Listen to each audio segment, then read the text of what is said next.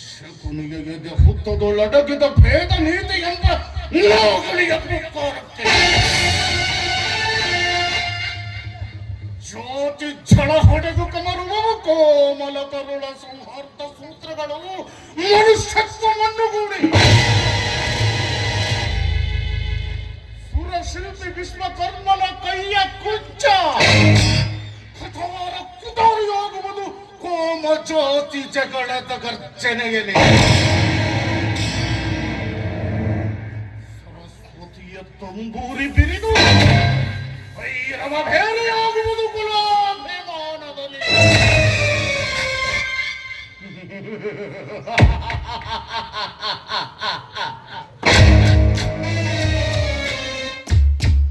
ಅತಿ ತೀವ್ರ ಜ್ವಾಲಾಕಾರಿಯಾಗಿದೆ ಜಾತಿ ದ್ವೇಷ.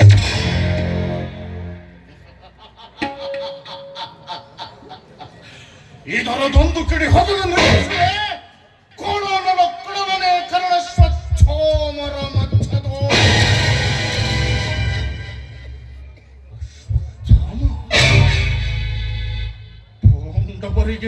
ಪೋಂಡವರಿಗೆ ಪ್ರತಿ ಕೋಳು ಯಮ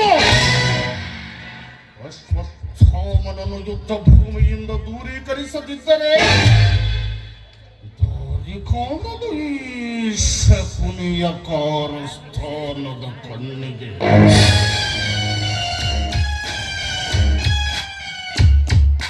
ಬಿಂದು ಒಂದು ಸಿಂಧುವನ್ನುಂಟು ಮಾಡುವ ಕ್ರಿಯೆಯು ಕಾಣುತ್ತಿದೆ ಅಶ್ವತ್ಥಾಮನ.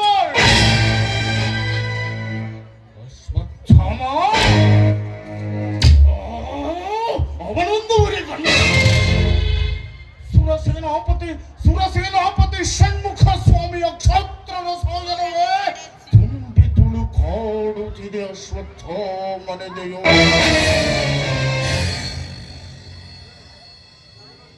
ದುರ್ಯೋಧನನು ದಂಡಾಧಿಪತಿ ಪಟ್ಟವನ್ನು ಅಶ್ವತ್ಥಾಮನಿಗೆ ತಟ್ಟಿದರೆ ಉಳಿಗಾಲವಿಲ್ಲ ಪಾಂಡವರಿಗೆ, ಮತ್ತಳಿಗಾಲವಿಲ್ಲ ಕುರುಡನ ಕುನ್ನಿಗಳಿಗೆ.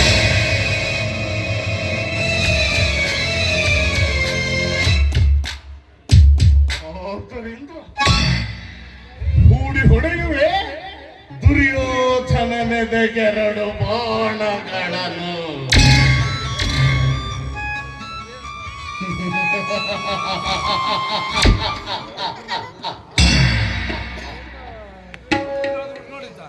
ಗುರುತಿಯಾದ ಭಾನುಮತಿಯ ಶೀಲದ ಬಗ್ಗೆ ಸಂಶಯದ ಬಾಣ, ಇನ್ನೊಂದು ಜಾತಿ ದ್ವೇಷದ ರೋಮಬಾಣ.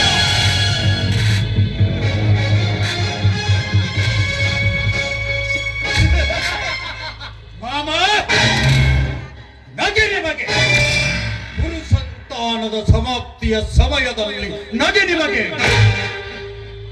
ಈ ಗೌರವೇಶನ ಮಾರ್ಪಲಕ್ಕೆ ಮೂಲಾಧಾರನಂತಿದ್ದ ಮುತ್ತಜ್ಜ ಭೀಷ್ಮಾರ್ಯರು 10 ದಿನ ಹೊಡೆದಾಡಿ ಆ ಕೃಷ್ಣನ ಕುಹಕದಲ್ಲಿ ಪಾರುಗಾಡದೆ ಬೀಬಾಣಗಳನ್ನು ಬಿಟ್ಟು ಅರ್ಜುನನ ಅಂಬುವಿಗೆ ಆಹುತಿಯಾಗಿ ಬಾಣ ಮಂಚದ ಮೇಲೆ ಮಲಗಿರುವ ಸಮಯದಲ್ಲಿ ನಗೆ ನಿಮಗೆ.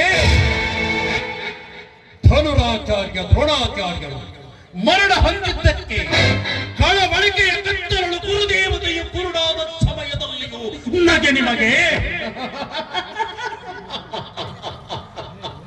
ಮತ್ತೆ ನಗೆ ಮಾಮ, ಇದಾವನಿಗೆ ನನ್ನ ಹಂಚಿಕೆಗಳೆಲ್ಲ ಭುಂಜೆಯಾಗುವುದಕ್ಕೆ ನಿರಾಸೆಯಲ್ಲಿ ನಗುವ ನರನ ನಂಜುನಗೆ ಸೇವತನ ನಂಜುನಗೆ. ಏನು ಮಾಮ, ನಿಮ್ಮ ಹಂಚಿಕೆಗಳೆಲ್ಲ ಭಂಜೆಯಾದುವೆ?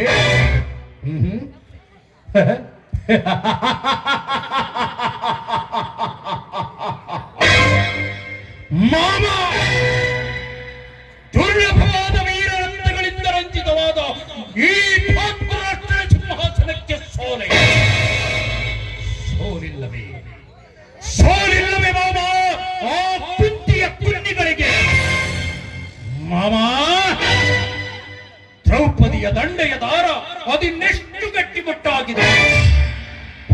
ಪಾಂಡವರನ್ನು ಹಡೆದ ಪುತ್ತ ಮಾತ್ರಿಯರು ಅಧರ್ಮಿಣಿಯರು, ಅವರ ಪಟ್ಟದರಸಿ ಅವರ ಪಟ್ಟದರಸಿಯಂತೆ ಆ ದ್ರೌಪದಿ, ಅವಳಂತೂ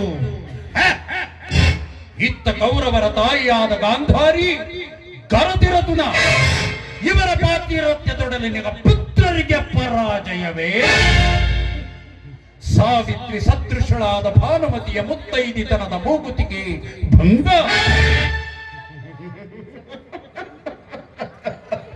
ಪುಣ್ಯದ ಬೆಳಸಿಗೆ ಬಹುಭಯ, ಪಾಪದ ವಿಷಮಯ ಬೆಳಸಿಗೆ ರೋಗ ಕೀಟಗಳ ಕಾಟ ಅತ್ಯಂತ ಕಡಿಮೆ.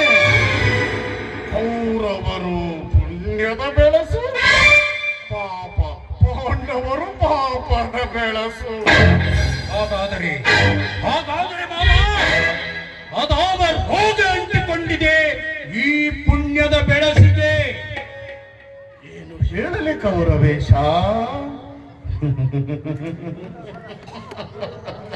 ನಾರಿಯ ಅಂತರಂಗ ತಿಳಿದುಕೊಳ್ಳುವ ತಿಳುವಳಿಕೆ ಬೆಳಗಲಿಲ್ಲ ನಿನ್ನ ಬುದ್ಧಿಗೆ.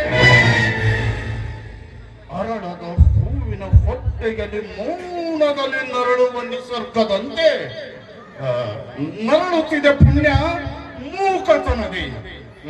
ನಿನ್ನ ಹೆಂಡತಿ ಭಾನುಮತಿಯ ಶೀಲದ ಹೊಟ್ಟೆಯಲ್ಲಿ ಅಂದು ನಿನ್ನಂಬಿಗಿದಿರ್ತ ಆ ಗಂಧರ್ವನ ಕೋಟಕದ ಕಟ್ಟಿನ ಕಟ್ಟನ್ನು ಬೆಚ್ಚುವುದಾಗಲಿಲ್ಲ ನಿನ್ನ ಹೆಂಡತಿಯ ಕೈಯಿಂದ. ಕೌರವೇಶ, ಎಲ್ಲಿ ಕಾಮಿನಿಯ ಕಣ್ಣಲ್ಲಿ ಕಾಮ ಕುಣಿದಾಡುತ್ತಿರುವುದು ಅಲ್ಲಿ ನಾಚಿ ಬಾರಡು ಜಯಲಕ್ಷ್ಮಿ. ಎಲ್ಲಿ ಸ್ವೈರತನ ಸುಳಿಯುತ್ತಿರುವುದು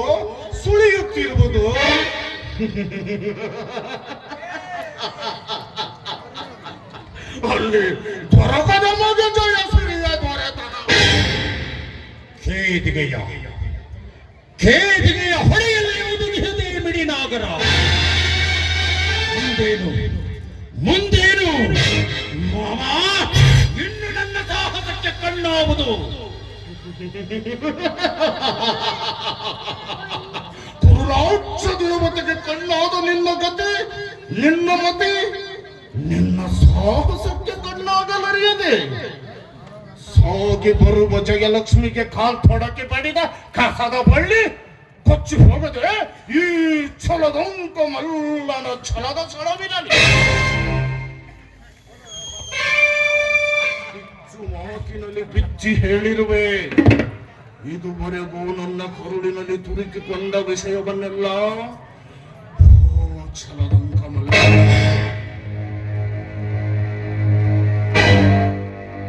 ನಿಮ್ಮ ಬಿಸಿ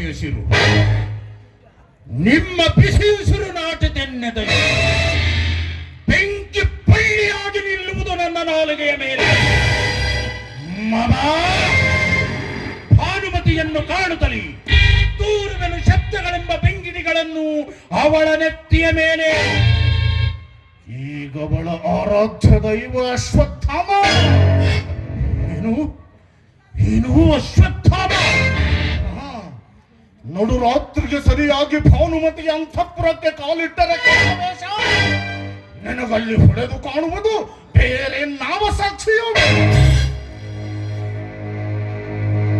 ಅಶ್ವತ್ಥಾಮ ಅಶ್ವತ್ಥಾಮ ಅಶ್ವತ್ಥಾಮ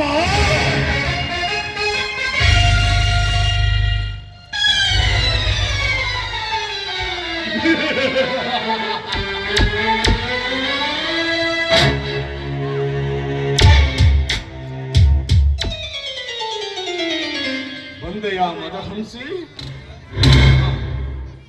ಹೆದರದಲೆ ಬೆಚ್ಚದಲೆ ಭೀಮನ ಬಳಿಗೆ ಏಕೋಂಗಿಯಾಗಿ ಐತರುವ ರಮಣಿಯೇ ರಾಜಕಾರಣರು. ನೀನು ಮಾತಿನಲ್ಲಿ ಬಲು ಸರಸಿ, ಅದಕ್ಕೆ ಈ ಗಣ ಕಾರ್ಯಕ್ಕೆ ನಿನ್ನನ್ನೇ ನೇಮಿಸಿದೆ. ಹೇಳಿ, ಅದಾವ ಕಾರ್ಯ?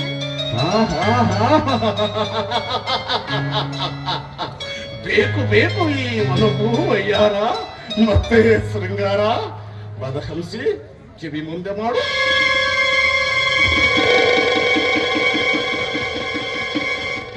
ಕಾರ್ಯವನ್ನು ಬಹು ಕುಶಲತೆಯಿಂದ ಕೊನೆಗಾಣಿಸಬೇಕು. ನೋಡಿ, ನಾನು ಎಂಥ ಚತುರ್ಮತಿ ಎಂದು ತೋರಿಸುವುದಕ್ಕೆ ಅವಕಾಶ ಬೇಕಾಗಿತ್ತು. ಸರಿ, ನಾನಿನ್ನು ಬರುತ್ತೇನೆ.